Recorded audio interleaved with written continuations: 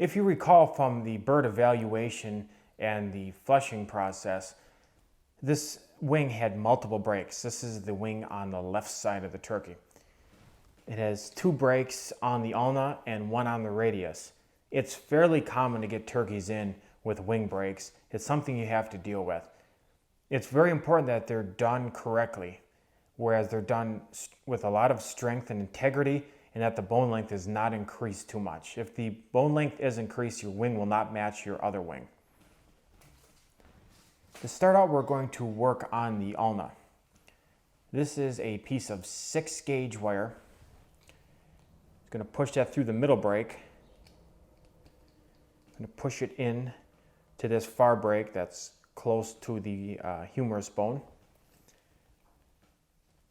Bring it in and push it in to the other broken part of the ulna. Just going to make sure it's pushed up and in all 3 segments. Just do a dry run to make sure it is roughly in the right area we want. And it is.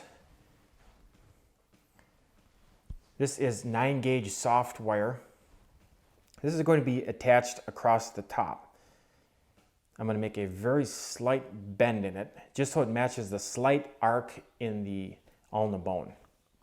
It's going to be put on like that. So I'm going to start by running a couple of my cable ties through both ends of the brake. Now sometimes there's a little bit of meat and skin under here. It makes it hard to push through. So let's take a little piece of wire first to run through.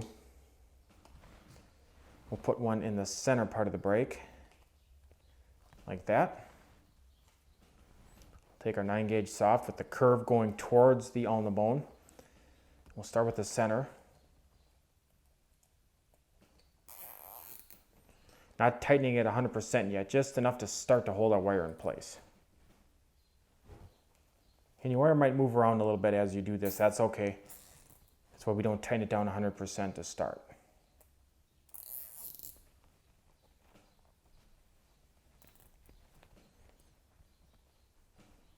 Okay. Now we'll go ahead and get it tightened down.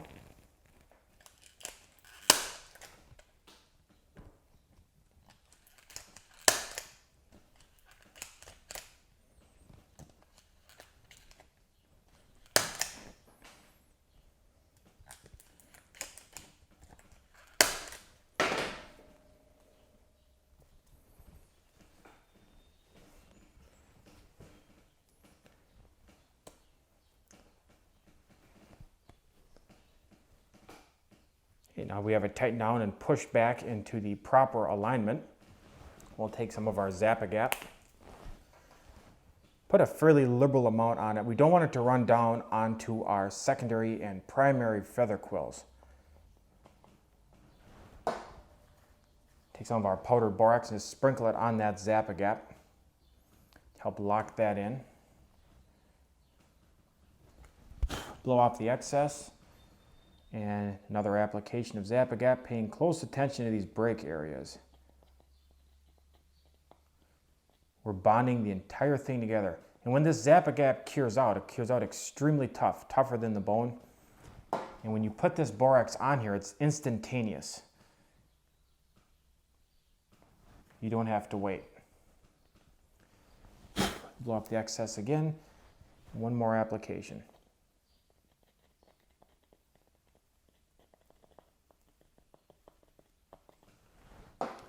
Again, paying close attention to those break areas.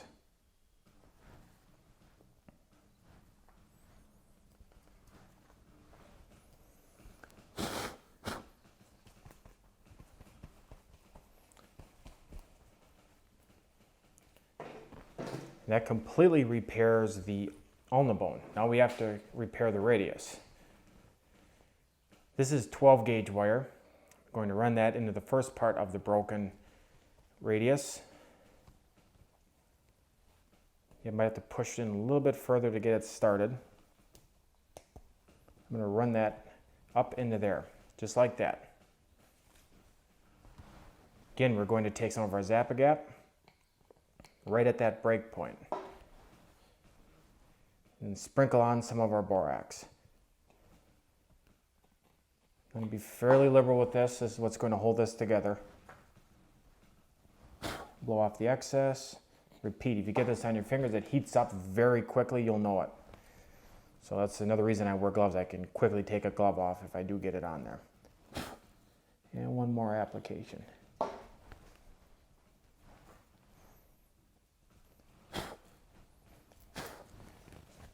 can see how our repairs are. We have a nice sturdy wing. Now we'll wire the wing the exact same way we wired the last one. The only difference is when we run our soft gauge black wire along this radius, we will zap-a-gap it along the entire length as well as cable tie it. That's just going to help to hold these two bones together.